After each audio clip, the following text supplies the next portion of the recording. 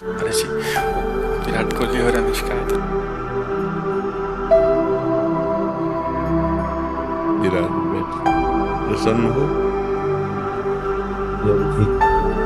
हमें ठीक ही रहना चाहिए।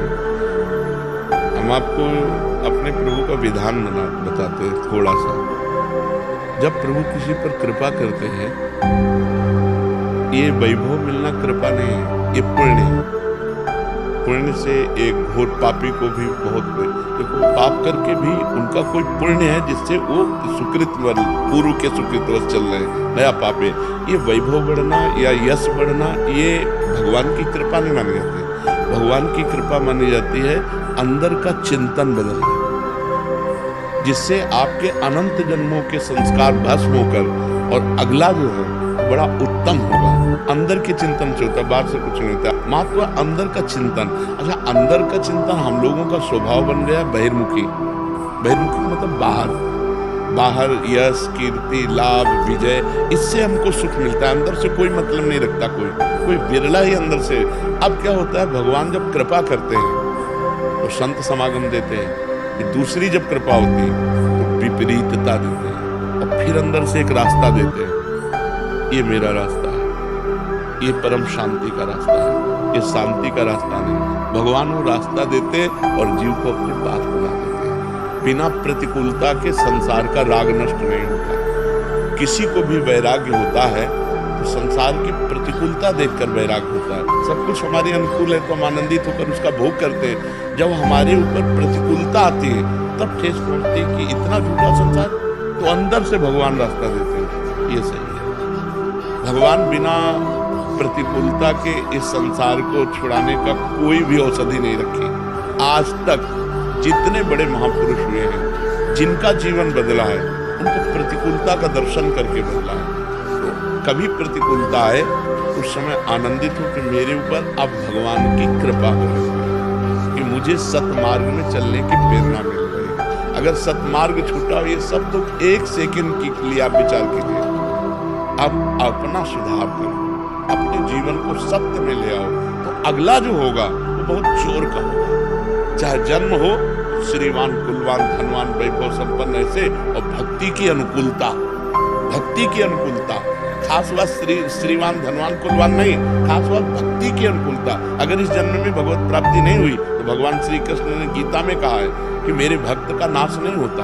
मैं कुलवान, धनवान, श्रीवानों के कुल में जन्म देता हूँ और फिर पुनः भक्ति का माहौल देता हूँ, और पूर्व का जो भजन छूटा हुआ हो वही से उसको। अब बिल्कुल ऐसे ही रहो जैसे रहते हो, बिल्कुल संसारिक बन करके रहो, लेकिन अंदर का चिंतन आपका बदल जाए। अंदर के चिंतन में आपकी यश की भावना न रह जाए।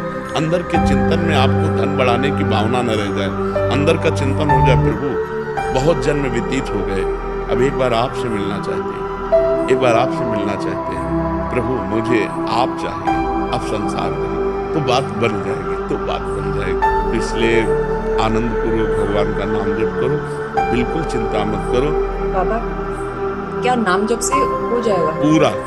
ये हम अपने जीवन का अनुभव बताते हैं। सांख्य योग और अष्टांग योग और कर्म योग और भक्ति योग, चारों योगों में प्रवेश रहा है। पहले हम सन्यासी रहे 20 वर्ष सन्यासी रहे काशी विश्वनाथ जी। तो हम सांख्य योग, अष्टांग योग, जो अष्टांग योग है ना, अष्टांग योग, कर्म योग, इन तीनों को अच्छी प्रकार जान करके और फिर भक्ति योग में आए।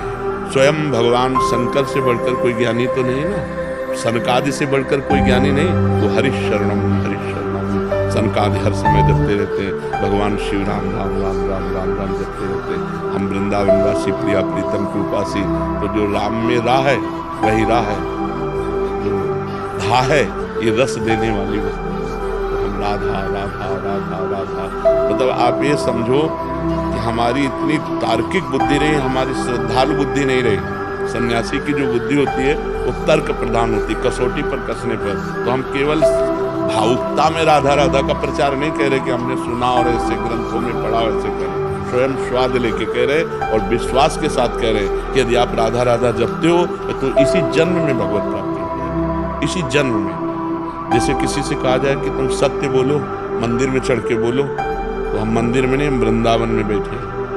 करोड़ों मंदिर इसकी समानता नहीं कर सकते, भगवान का परम धाम है। अगर राधा राधा नाम चल रहा है तो इसी जन्म में भगवत प्राप्ति हो जाएगी। हमारी आखिरी श्वास यदि राधा, तो मुझे श्री जी की प्राप्ति, भगवान की प्राप्ति हो जाएगी। इसमें कोई संशय नहीं और किसी साधनों की कोई आवश्यकता नहीं। आप केवल अंदर ही अंदर चलाइए और लिखिए। देखो, हम जो कह रहे हैं उसको समझो। बहुत अधिक नाम जपने की हमें चेष्टा नहीं करनी, कम संख्या हो लेकिन मन लगा करके।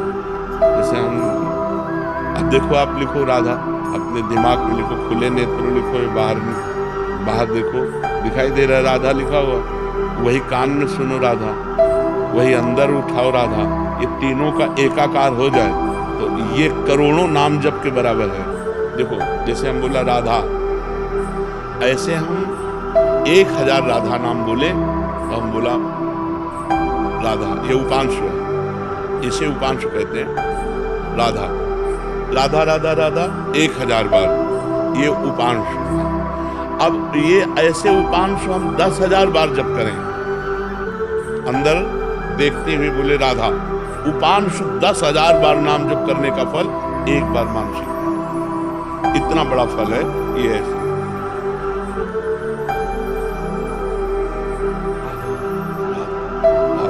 चल रहा है, नेत्रों से हम जिसे देख रहे हैं, कानों से उसे सुन रहे हैं। आप देखना कि अगर मन भगेगा तो आप लिख नहीं पाओगे राधा, अगर लिख रहे हो तो मन भगेगा नहीं। तो चाहे 10 बार लिखो, 100 बार लिखो, लेकिन एक अभ्यास बनाओ ऐसा कि कुछ समय शांति से स्नान आदि करके बैठ गए, राधा राधा लिख रहे हैं, उसी का चिंतन कर रहे हैं। इसे अपना जीवन बना लो, फिर आप परिणाम में खुद देख लेना। कोई घाटे का सौदा तो है नहीं, ठीक है।